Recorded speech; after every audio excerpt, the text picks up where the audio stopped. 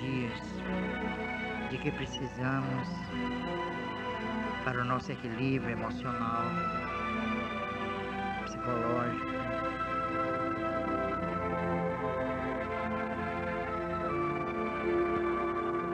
Desenvolvendo assim capacidade de assimilar também o que nós recebemos por merecimento nesta vida. Façamos a prece que Jesus nos ensinou.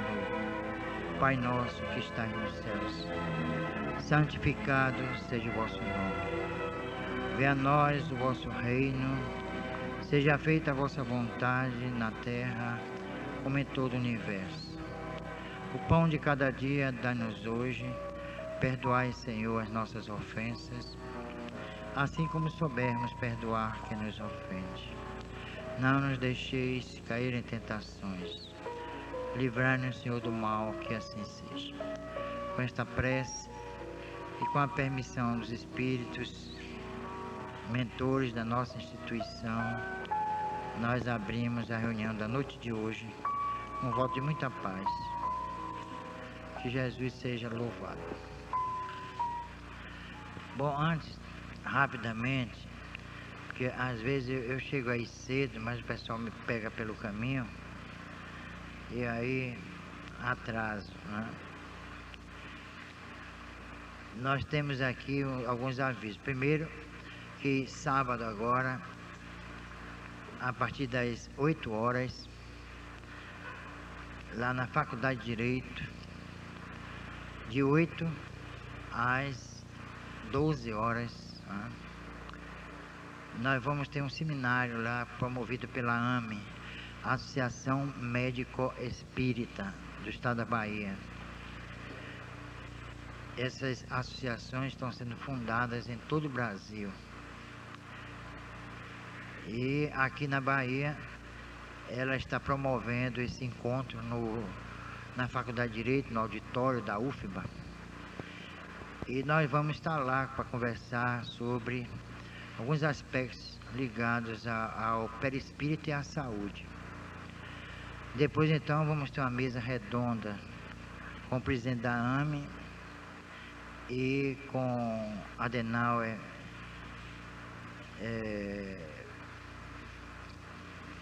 Adenauer, que é psicólogo, né? E vamos fazer um trabalho com o presidente da AME, Adenauer, e eu vamos discutir alguns assuntos assim bem interessantes sobre magnetismo, sobre psiquismo e aí por diante. Então, quem quiser se inscrever, procura Cristiane. Procura a Cristiane, que ela está por aí. São R$15 e sócios da AME R$10. Então, quem quiser participar desse encontro, aliás, são R$10 e sócio R$5. Esse dinheiro é para ajudar a AME, que está precisando de recursos. Ela quer construir a sede própria. Por enquanto, elas estão lá na associação, na ABM, Associação de Medicina da Bahia. Então, vocês quiserem participar, procuram a Cristiane. Outra coisa, no dia 19 vai haver aqui o nosso São João, né? Nossa festa de São João. Vai ter assim um balaio que vai ser sorteado no dia 19 de junho agora. É o primeiro prêmio da Loteria Federal. Então, quem quiser, o valor do balaio é R$2,50. E aí vocês podem trazer as crianças no dia 19, eu acho que é um sábado, né? Se não me falha a memória. Eugênia, é sábado? 19? É, sábado 19. É à tarde, né? Acho que é às 15 horas. Então, quem quiser participar, procura aí o pessoal. Certo? Então, são os avisos. E quem tiver nota fiscal, traga, porque nós estamos precisando da nota fiscal. Agora tem uma campanha aí com relação às casas assim, filantrópicas, e nós estamos precisando porque a creche, não sei se vocês já observaram, já está quase concluída, né? Já tem janela, o piso já está aí, já azulejaram as paredes, já assentaram os vasos sanitários dos meninos, e vai ter, né, chuveiro, está tudo certinho aí. Então, acho que para o mês, talvez até em agosto, não sei, a creche já estará funcionando. Aí vamos precisar de recursos e pessoas que queiram ajudar também, voluntários, né, que queiram ajudar. Quem quiser, procura a Lúcia. Lúcia vai coordenar a creche, porque ele é assistente social, né, com registro, tudo direitinho. Ela vai, então, tomar a frente da creche, como assistente social. Mas outras pessoas que queiram participar desse trabalho com as crianças, é só procurar a Lúcia, se inscreve, porque a criança vem de manhã, sai de tardinha.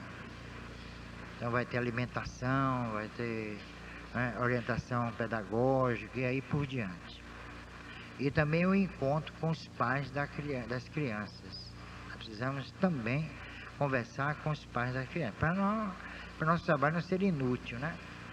Toma banho aqui, se suja lá. Aí, aí tem que ter cuidado, e muito cuidado. Bom, então são esses avisos.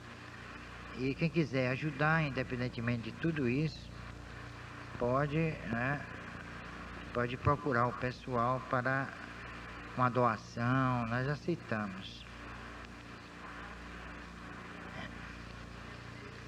13, né, de julho, no dia 13 de julho, às 20 horas, as cantoras do Raid, né, as Radiantes vão fazer um show aqui, viu? E nós vamos ter também uma peça, Pedra no Lago, que é de autoria de Lúcia. Essa peça já correu aí o interior e outros estados também. Essa peça já foi encenada em vários lugares aqui na cidade de Salvador, ali na Casa do Comércio, naquele teatro lá de Brotas, da prefeitura, em Belo Horizonte. É uma peça realmente interessante, vai ser agora em julho. Nós vamos ter essa peça. Em agosto, nós vamos fazer um curso aqui, um trabalho com transparências, tudo direitinho, sobre... Eu trouxe até o material para datilografar, não, é digitar. Agora não tem mais datilografia. É mitos, símbolos, magia e mistérios. É uma visão espírita da magia, dos mitos, e até que ponto a doutrina espírita está vinculada, ligada a esses aspectos fundamentalmente jungidos à própria vida planetária. A gente precisa estudar isso para entender o espiritismo. O espiritismo não é uma criação de Kardec, de uma hora para outra ele senta à mesa com os médios e de repente vem os espíritos e aí começa o trabalho. Ali é a ponta de lança de todo um processo de amadurecimento da humanidade no campo espiritual, ético, etc.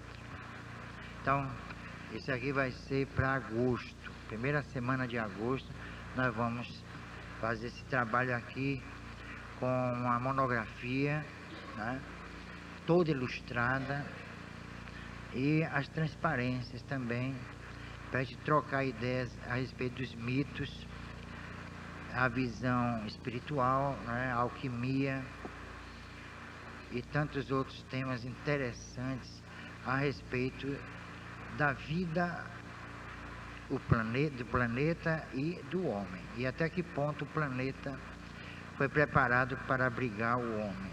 Isso são questões realmente interessantíssimas. Então nós vamos, a partir de segundo semestre de junho, vamos abrir as inscrições. Quem quiser, claro, né?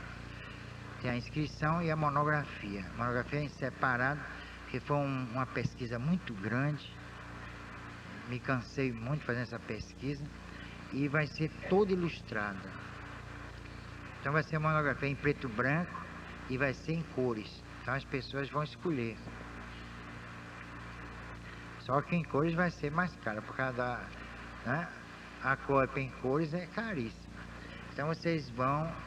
É um relato, assim, um retrospecto histórico, desde os alquimistas da Idade da Pedra até o nosso tempo.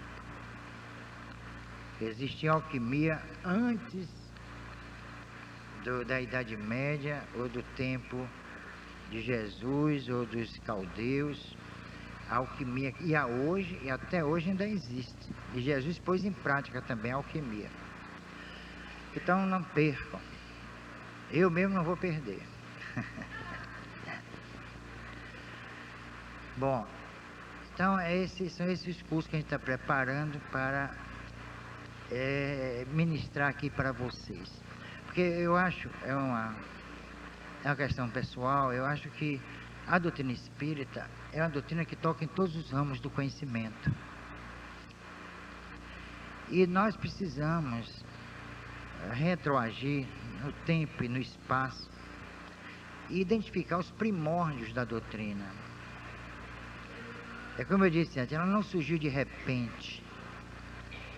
Não foi assim uma disposição de Kardec e dos médiuns que de repente eclodiu, de repente veio à tona. Foi algo planejado. Tanto que não foi sem motivo que Kardec nasceu em Lyon. É uma cidade na França, uma cidade muito importante, onde floresceu um dos mais notáveis núcleos ligados aos celtas, à civilização celta.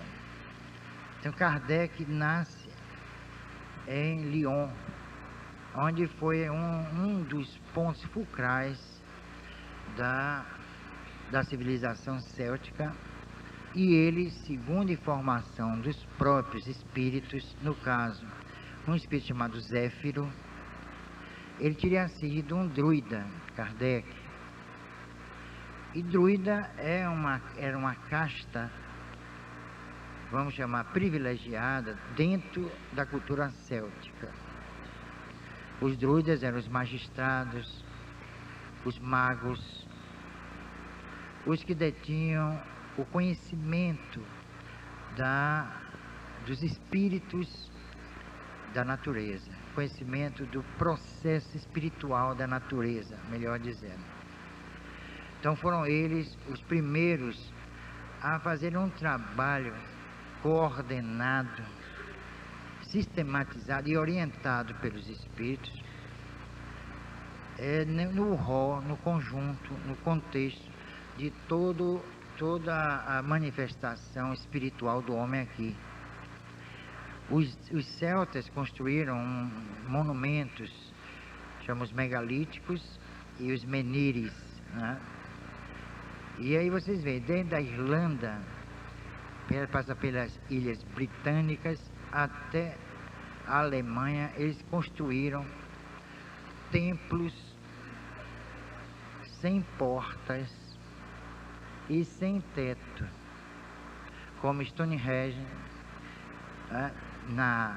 no país de Gales, entre a Escócia e a Inglaterra, perto da Irlanda, que ali é muito pequena, esses paísezinhos são pequenos, bem desenvolvidos, mas pequenos. Então eles construíram esse Stonehenge, e Salisbury, né, outro conjunto megalítico. E as pessoas que lá vão, que entram no círculo de Stonehenge, começam a sentir tonturas, a ter visões. E quando é médium, né, vamos dizer assim, ostensivo, começa a ter movimentos, né, experimentar processos assim, de êxtase. Isso era feito deliberadamente. Então, muita gente lá se reúne, tanto que o druidismo foi reativado em função também desses aspectos ligados a esse lugar.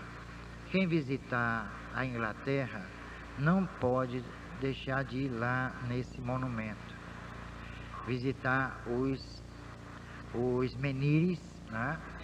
E os megalíticos.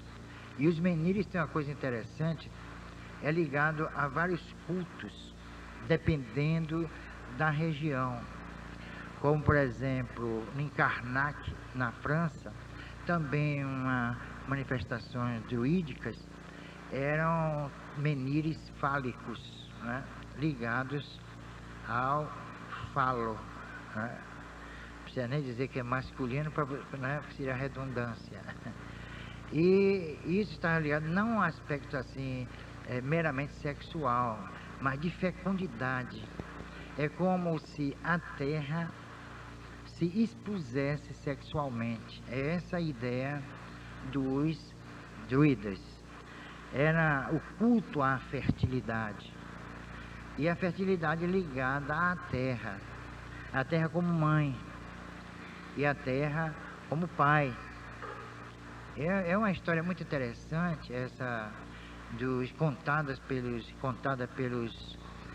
pelos antigos, através de inscrições, chama inscrições rupestres.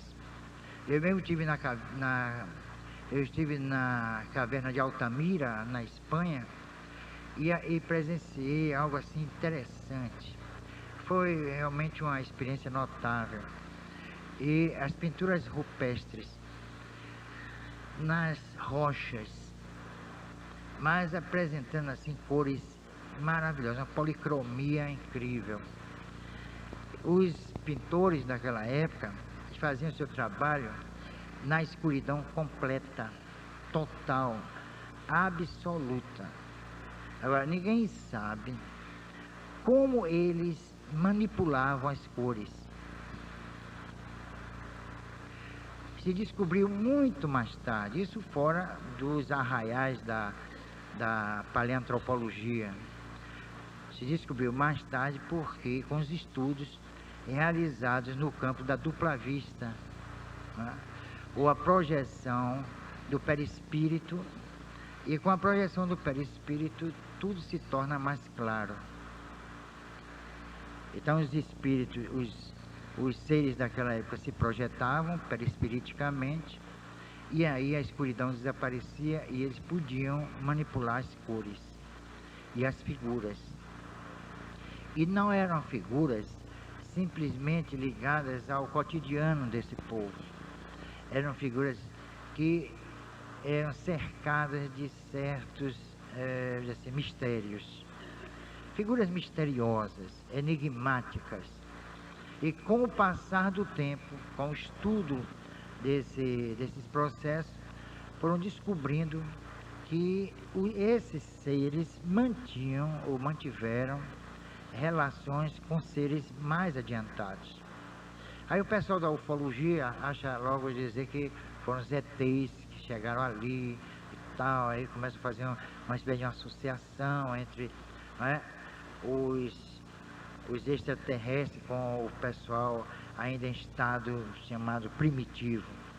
Mas na realidade eram manifestações daqueles indivíduos, como se eles quisessem deixar à posteridade a sua arte. Tanto isso é verdade que eles assinavam, mas não assinavam, né, um nome, assinavam com a palma da mão. Cada artista põe a sua mão, agora como ninguém sabe, impressa na rocha. Parece aqueles fenômenos de mão de fogo, estudado por Ernesto Bolzano, né? Fenômenos que aconteceram dentro das abadias, dos mosteiros, deixadas na parede ou nas portas, janelas, a mão do espírito em fogo. Então eles deixavam como que uma assinatura. E essas assinaturas, essas mãos, foram tiradas, né, foram tirados moldes para estudar dentro da datiloscopia o problema da digital. Uma coisa interessante é a datiloscopia, o exame datiloscópico revelou é que as digitais ainda estavam se formando, ainda estavam se constituindo, se delineando. E tanto, aí é que vem o grande enigma, aí ligado à evolução, é que essas digitais eram diferentes umas das outras em determinados pontos, mas iguais entre si. Então os pesquisadores vão descobrir o seguinte: com o passar da evolução, a digital foi criando uma característica, foi se individualizando. Mas antes ela pertencia como que à coletividade. Então não havia um processo de identificação através da digital. Isso daí é muito importante para aqueles que estudam a datiloscopia. Isso está ligado ao processo de evolução. Então a gente tem que estudar a digital dentro desse processo de evolução, que eu acho que não se estuda, né, nesses processos ligados à datiloscopia. Então o artista imprimia ali, era um artista, porque eram figuras perfeitas. A iluminação é toda especial e indireta para não prejudicar, né, a tinta que eles usavam, que até hoje é um mistério também. Ninguém sabe que preparo, né, eles realizavam, ou quais as substâncias de que eles se valiam para fazer aquelas pinturas. Isso aí é a história da humanidade, através da arte.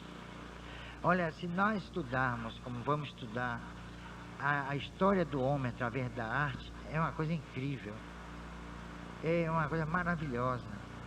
Desde de eras bem primitivas. Tanto que nos estudos de alquimia, os primeiros alquimistas foram os seres pré-históricos. Por exemplo, já viram falar naqueles monumentos, aqueles megalíticos da Ilha de Páscoa? Acho que muita gente conhece, né? Da Ilha de Páscoa. Eram figuras de 20 toneladas de peso. E aí os pesquisadores ficavam assombrados, assim: poxa, mas como esse pessoal levou essas imagens, essas figuras de 20 toneladas para um determinado local, enfileirando, né? Aí surgiu, na modernidade, surgiu uma tese interessante, é que eles conseguiam fabricar pedras, substâncias. Eles criavam um molde e preenchiam ali com uma determinada substância, né, uma espécie de liga, e aí formavam esses megalíticos prontinhos, era só levantá-los, certamente usando corda ou outro recurso qualquer.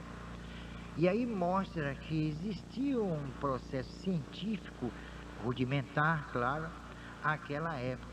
Então, o estudo dessas civilizações, o estudo desses povos, eu acho interessante porque vem ao encontro, quer dizer, entra em identificação com os estudos dos espíritas, nossos estudos. Nós não podemos desprezar essa historiografia. Os espíritas precisam se aprofundar mais nessas questões para definir as linhas mestras da própria doutrina que vocês veem, né, inseridas no Livro dos Espíritos. O Livro dos Espíritos, se vocês atentarem bem no estudo do Livro dos Espíritos, vocês vão observar que ele é um reflexo, é a ponta de lança, é o clímax de todo esse gigantesco, essa gigantesca manifestação dos espíritos na face da Terra. Em vários pontos do globo, especialmente na Europa. Quando se estudou a origem, do megalítico e do menir, ou dos menires, verificaram uma coisa interessante, é que essas formações deliberadas, alguns dizem que eram laboratórios de astronomia, outros achavam que era um laboratório para segregar forças da natureza, chamadas elementais, né? Que é uma questão também linda para se estudar os elementais. E quando começaram as pesquisas, verificaram que esses monumentos, feitos deliberadamente com uma intenção clara, são mais antigos do que as pirâmides do Egito. São mais velhos esses monumentos que as próprias pirâmides. E tem uma conformação, vamos dizer assim, espiritual, não é? Cabalística, como tem das pirâmides. Que a pirâmide não foi para enfeitar o deserto, e não serviram apenas de túmulo para os faraós, ou altos, não é, funcionários da corte. Elas têm uma conotação que até hoje se investiga. Há realmente uma intencionalidade também nas pirâmides, como há nesses monumentos. Então a gente verifica que o espírito esteve sempre presente nessas civilizações. O espírito sempre presidiu todo esse processo, tanto que Emmanuel, né, num livro chamado Caminho da Luz, ele levanta uma questão muito especiosa, muito interessante até, é quanto à intervenção dos espíritos quando das primeiras manifestações humanoides. Ele fala o seguinte, que nos interstícios das reencarnações, os espíritos, chamados gênios tutelares da organogênese terrena, e essa organogênese terrena só pode ser estudada através da cosmogonia e através da cosmologia, que nós sentimos presentes, né, nesses povos antigos, através de suas manifestações cabalísticas, espirituais, etc. Então ele diz que nos interstícios, nos intervalos das reencarnações, esses gênios tutelares realizavam operações, verdadeiras operações, no perispírito dos reencarnantes, para acelerar a evolução.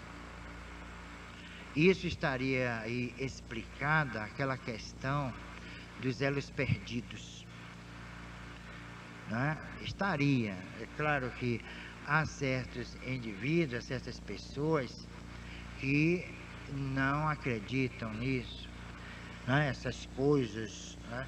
É porque as pessoas não têm, principalmente o brasileiro, ele não tem acesso a certas fontes ligadas a essa organogênese terrena, a essa cosmogonia terrena, essa cosmologia ligada à vida planetária. Então as pessoas não têm acesso. E como não têm acesso, é claro, são essas coisas, né? Isso aí é fantasia, isso é cultura inútil. Mas não é não. Pelo menos para mim, eu que tenho uma curiosidade muito grande de saber da origem ou da movimentação do espírito na face da Terra, desde as formas, né, dos protozoários, a protoforma, até o nosso tempo. Eu acho fascinante esse estudo. E é por isso que eu sou espírita. Eu sou espírita pela pesquisa, pelo estudo. É fascinante estudar a doutrina espírita, que ela não se restringe apenas àquela questão da obsessão e do merecimento e da morte e de reencarnação. É uma coisa muito mais profunda, é uma coisa muito mais assim, convidativa, convida à pesquisa, à reflexão. Eu acho que é uma disciplina que deveria existir até no curso, no curso médio, né? Médio que chama, hoje em dia nem sei mais, mudou tanto, para que as pessoas tenham, pelo menos, rudimentos da origem do ser. Não atrás dessas teorias que existem e que não tem pé nem cabeça e que não tem nenhuma sustentação. quando os pesquisadores descobriram que em Stonehenge as manifestações espirituais são realmente assintosas, são deliberadas, eles começaram a pesquisar o fenômeno espiritual. Eles deixaram de lado apenas o aspecto cultural, né, antropológico, para se debruçar sobre justamente esses aspectos espirituais. Que aqueles monumentos não eram construídos pelo homem que nasceu para a morte. Era uma manifestação do Espírito. É como o Espírito estivesse se imortalizando, e estava através daqueles monumentos, daqueles menires e daqueles megalíticos. Então isso daí despertou a atenção de muitos estudiosos, tanto que a bibliografia hoje a respeito são mais de 100 e tantas obras sobre esse assunto. Obras, muitas não chegaram ao Brasil, não foram traduzidas pela falta de interesse. A única editora que, vez em quando, edita uma obra dessa é a Pensamento, a editora Pensamento. E olhe lá, e segundo os editores, essas obras ficam encalhadas, porque ninguém quer, ninguém compra.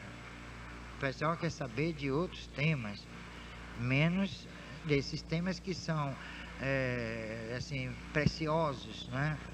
Vamos chamar de elitistas, e as pessoas não se interessam por esse tipo de informação.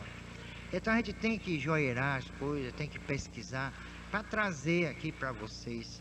Esse é um trabalho que eu me imponho, né, para mostrar que a doutrina espírita tem raízes profundas no contexto das civilizações mais sofisticadas. Infelizmente, e após a desencarnação de Jesus, esses estudos, essas pesquisas, não foram adiante. Porque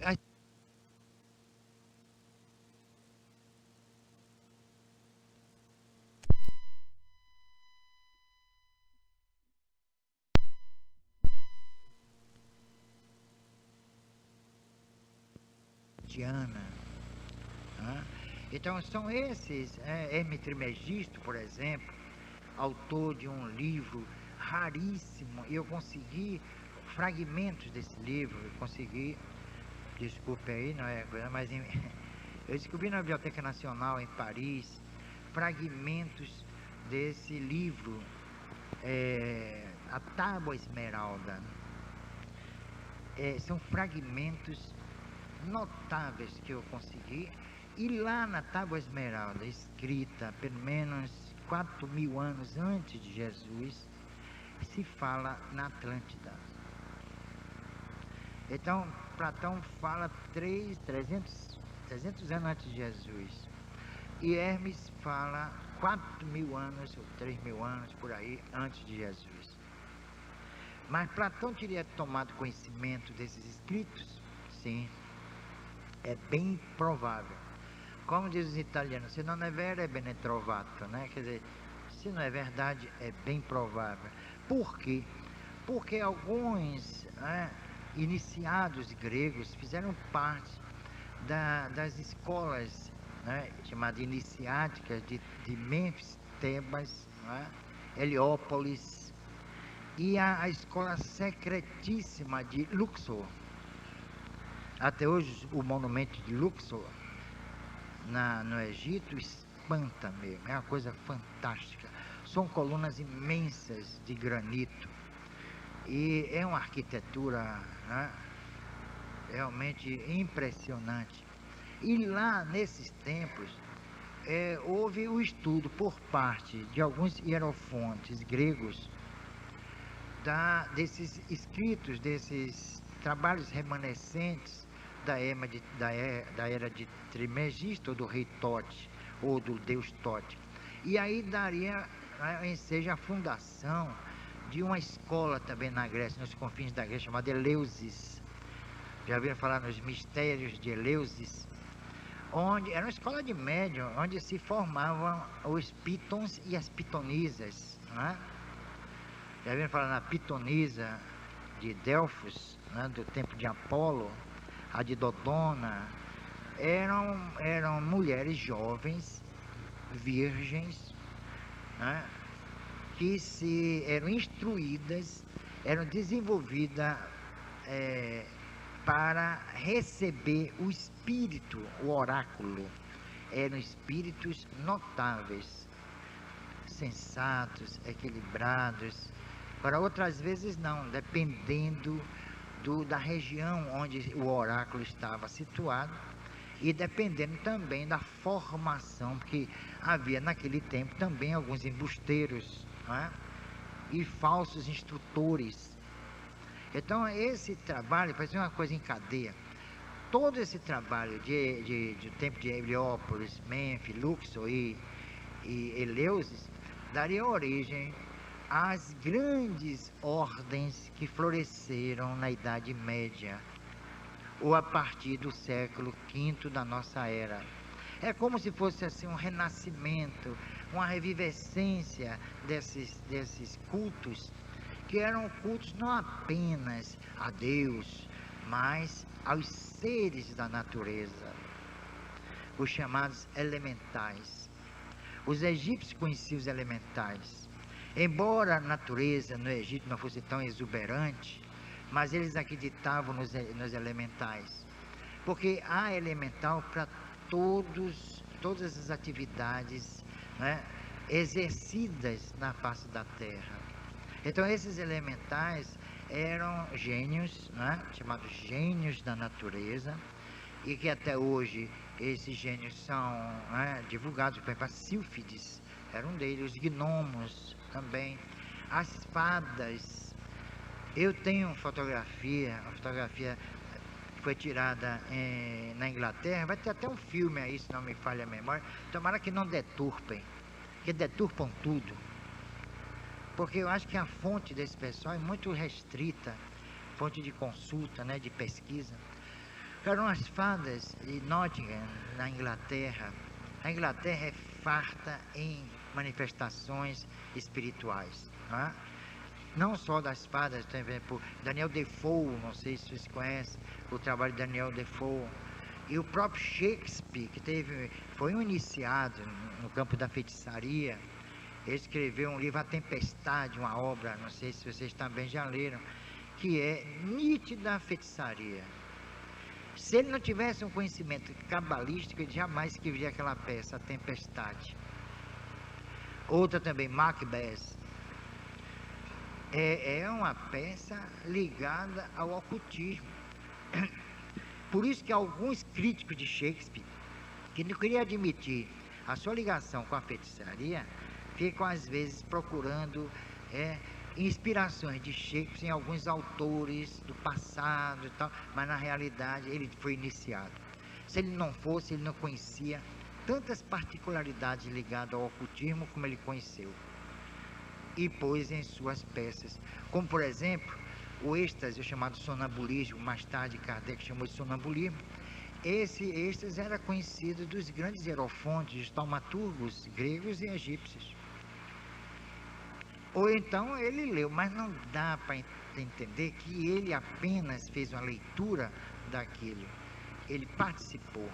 Eu tenho quase que certeza disso.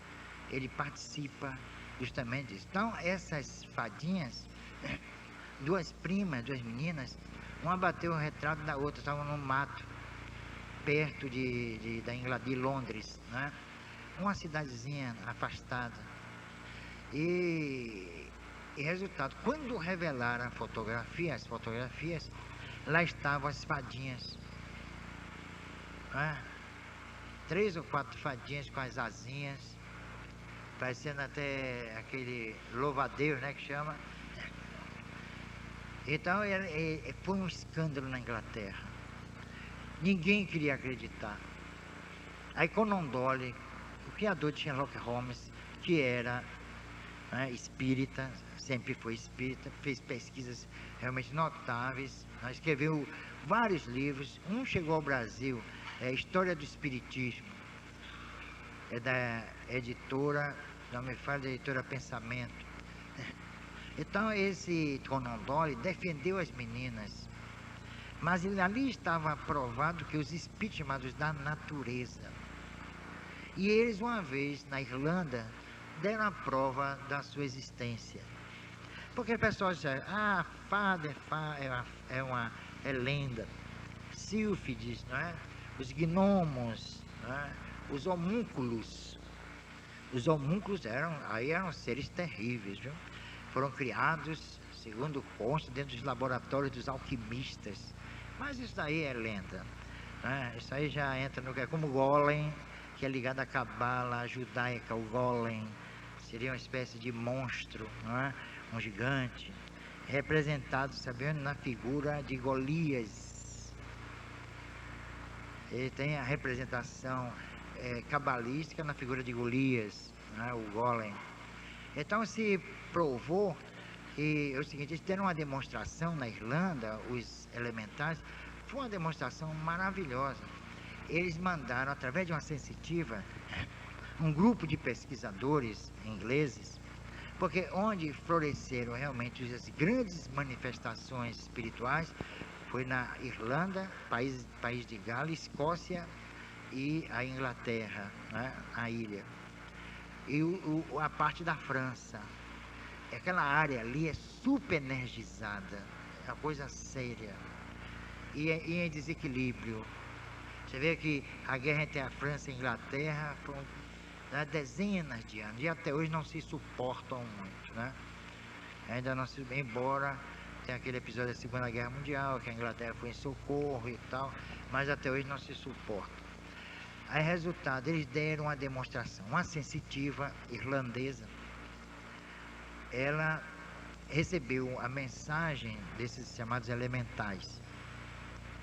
E aí reuniram vários pesquisadores ingleses, principalmente da Sociedade para Pesquisas Psíquicas de Londres, né? Que foi fundada em 1882. Isso foi por volta de 1930, por aí. Essa sociedade até hoje existe. Os seus proceedings, ou resenha, são realmente incríveis e registram este episódio. Então os elementais, através da sensitiva, mandou que se plantasse, né, sementes de brócolis e sementes e repolho numa determinada área inóspita, na areia, lugar, né? Então, e num terreno também arenoso, cheio de pedras. Pois bem, foi uma coisa assim incrível, porque uma só semente de brócolis, uma só, dali é como a árvore da vida, que também é outra questão que se deve estudar, o problema da árvore da vida, né? Os sefirotes, é uma coisa linda também. Então, de uma semente surgiu uma plantinha, né? E aí foi como que irradiando, lá vai ela. Resultado, foram dezenas foi uma circunferência imensa de brócolis partindo de uma só raiz. Isso é impossível. Quanto mais colhia, no dia seguinte aparecia mais. É meio que Sarnambitinga em Salina das Margaridas, nunca vi. Quanto mais tira, mais aparece. Isso espantou todo mundo. Ok, isso é milagre? Não. Eram os espíritos demonstrando a força que eles têm sobre a Terra. Porque se estudar a história da Terra, é uma coisa linda. Ela tem vida. E ela tem vida própria, independente da do homem. E graças a ela o homem sobrevive. É o que tem nela que o homem consegue sobreviver. Então ela se oferece como ser vivo. É uma espécie de holocausto. Eu penso assim, a Terra, né, se oferece como um holocausto à sobrevivência do ser aqui na sua face. Então, estudar a vida da Terra é uma das coisas mais impressionantes. Eu fico assim, eu perco assim o dia inteiro. Eu fico fascinado pela coerência e pela verdade que tudo isso expressa. Porque nós somos parte organicamente, embora a projeção espiritual, mas nós somos, e o espírito, quando ele plasma o corpo físico, ele se vale de todos os nutrientes da terra. Então a gente chega à conclusão de que nós somos organismos ligados ao organismo central que é a terra. Por isso que os antigos chamavam de Mãe Terra. Porque ela é a mãe do corpo. E o cosmos, o pai do espírito. O cosmos entenda-se força divina. Então o espírito pode viver independentemente da terra? Pode. Ele tem vida autônoma, o espírito. É aquela centelha divina de que falavam os Upanishads e que os espíritos da codificação usaram essa expressão, centelha divina. Mas o corpo não. O corpo tem que viver de acordo com a terra. Até ele se libertar, não da terra, mas da situação primária em que ele se encontra. Porque há uma defasagem muito grande, às vezes, entre o espírito e o corpo. Vocês veem isso nos grandes mestres. Jesus, o Gautama, Buda, o Sakyamuni, solitário dos bosques, Krishna, esses grandes espíritos, Confúcio, Lao Tse, Forri, todos esses grandes espíritos, eles se sentiam incomodados no corpo, não é dentro do corpo, era no corpo. Eles não se sentiam à vontade, é como se ali fosse uma prisão. Tanto que de vez em quando Jesus desaparecia. Assim como o Gautama também se tornava invisível para os seus discípulos. Ele exercia uma força tremenda sobre o corpo e tornava o corpo invisível aos olhos humanos, mas visível aos olhos do espírito. Era um processo inverso da vidência. E isso só os grandes iniciados conseguiram fazer. E com provas, com testemunhas. Isso aqui não é fantasia que eu estou falando, são verdades que nós precisamos revelar. E que os homens, nós, desses finais de séculos, nós somos completamente ignorantes do que é vida. E aí saem aqueles doctores, né? O Magister Dix, o dono da verdade. Não, porque a vida é isso, porque isso, porque aí começa. Né? Nós não sabemos é nada, minha gente. Nós fazemos parte de todo um contexto ainda enigmático, misterioso. Nós não dominamos ainda, até nessas alturas dos acontecimentos, nós não dominamos nada. Nós não sabemos nem que planeta é esse, parece estar perdido na imensidão cósmica. Parece que só nós é que temos vida. Parece que os outros planetas, nós estamos sozinhos no universo. Mas acontece, como os próprios espíritos afirmam no Livro dos Espíritos, eu encontrei no Livro dos Espíritos muitos dos grandes iniciados do passado, através das suas ideias, de seus valores. Eu não sei se Kardec identificou, mas eu, modéstia inclusa, eu identifiquei alguns dos grandes mestres do espírito, ali conversando com Kardec. Porque o conceito de vida que nós temos é este aqui. O nascimento, a morte, o corpo físico. E há ainda aqueles sábios, que dizem: nada existe, com a morte tudo se acaba. Eu não acredito nessas coisas. Olha, eu fico com pena, sinceramente. Eu tenho pena dessas pessoas. São coitadas. Mostram, às vezes, não, tem talento, são intelectuais. Não são, não. São pobrezinhos. Não sabem nada. Eu estudo diuturnamente, não sei nada. Eu entro em contato com os espíritos. Eu visito vocês. Muitos não sabem, mas eu visito vocês. Não é? Não é, Orlene? Cadê a Orlene? Eu visito. Eu vou ao encontro de vocês.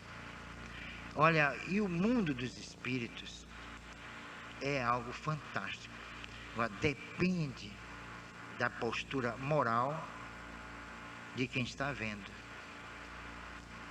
Porque o mundo do espírito é o que o espírito fizer dele. Isso quer dizer que o mundo espiritual é um reflexo das ideias, valores e posturas do espírito. O mundo espiritual não existe feito esperando o espírito. É ele, o espírito, que elabora o mundo espiritual. É fruto dele, da sua imaginação, da sua fantasia, da sua postura intelectual, ética e aí por diante. Os condicionamentos, é ele que plasma. Não existe um mundo espiritual pronto, feito.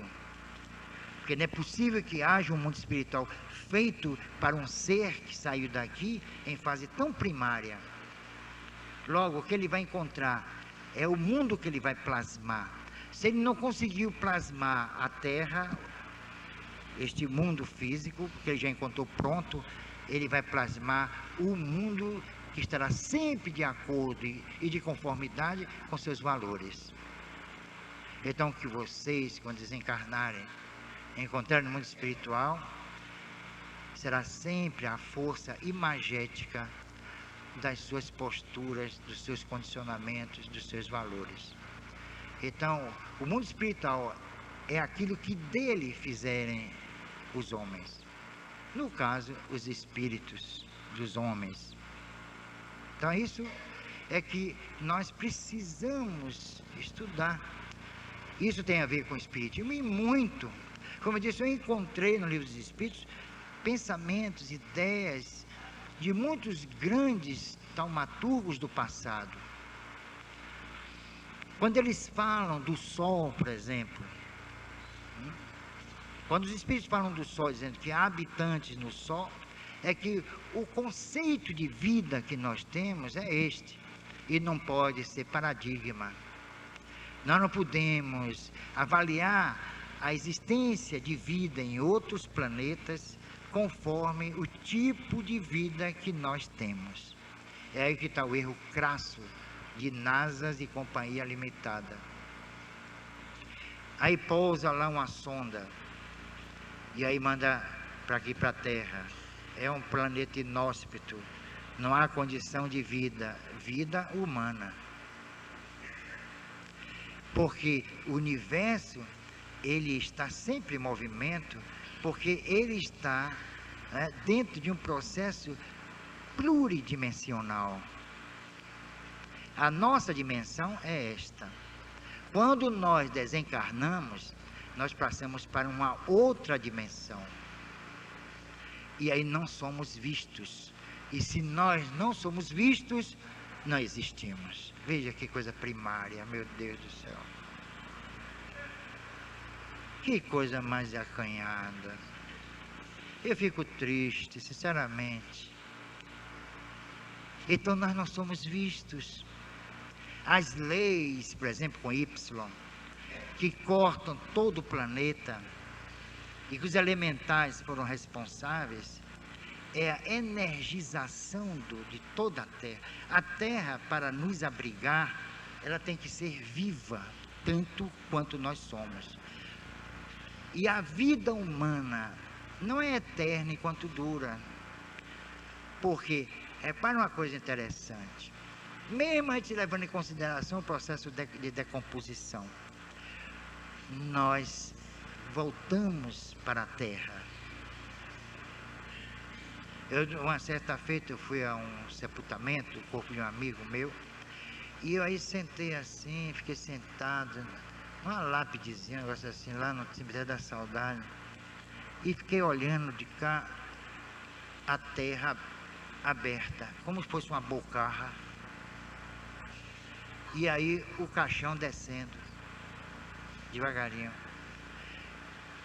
Eu fiquei pensando assim, mas a terra está como que engolindo o homem, ela está absorvendo, nosso corpo volta à vida planetária e o espírito à vida cósmica.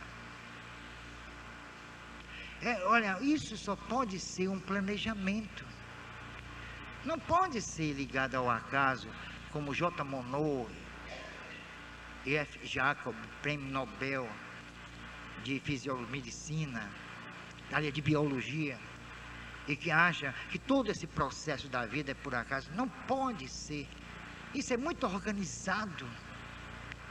A Terra chamando de volta os seus elementos, aquilo que vivifica a ela mesma, e o cosmo recebendo o espírito.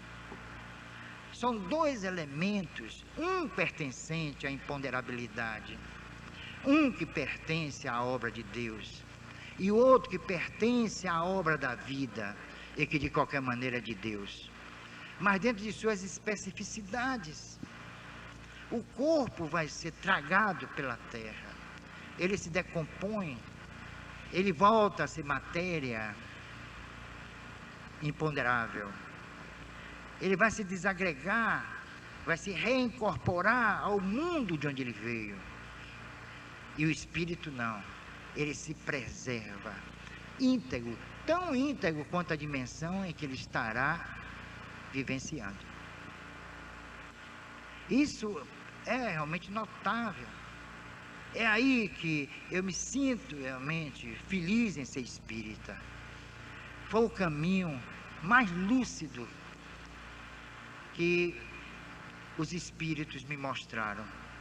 Ou eu, quem sabe, mostrei a mim mesmo. Foi aí que eu comecei a entender a vida. Eu que não acreditava em nada, eu não acreditava em coisa nenhuma, tudo era fantasia.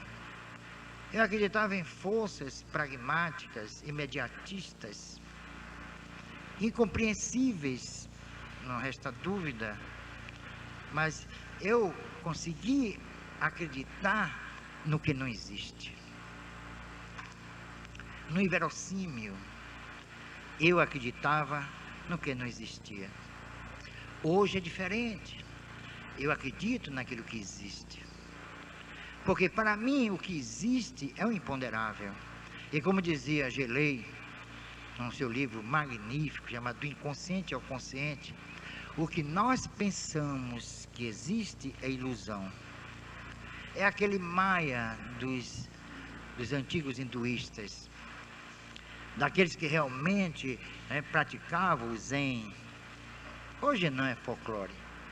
Então é isso que, o que não existe para nossos olhos é a verdade. E o que existe para os nossos olhos é a ilusão. Isso daí eu comecei a entender e comecei a compreender que a vida é uma ilusão. É uma simples ilusão dos nossos sentidos. Porque a verdadeira vida é a do espírito. Ele sim. Ele pode deixar o corpo lá, exangue, deitado, sei lá, e sai. Ele vai viver a vida que lhe é própria. Não depende do corpo para sobreviver ou para viver. O corpo sim depende dessa força cósmica, que é ele, espírito. Porque o corpo é tão vivo quanto a terra, mas só tem movimento com o espírito. Por isso que os antigos, os grandes iniciados achavam e falavam no grande espírito da terra. Porque a terra é um ser vivo. Nós somos vivos. Nós temos vida. Não, essa vida é efêmera, ilusória, mas a vida espiritual que é eterna. Então, isso, quando se descortinou diante de meus olhos, toda essa visão incrível de vida, de mundo, de Deus, de espírito, eu tremi nas bases. Eu digo, que responsabilidade tremenda para mim. Não para me ilustrar a respeito disso, mas para chegar diante de vocês, aqui, hoje, agora, e tratar desses temas tão complexos e tão verdadeiros.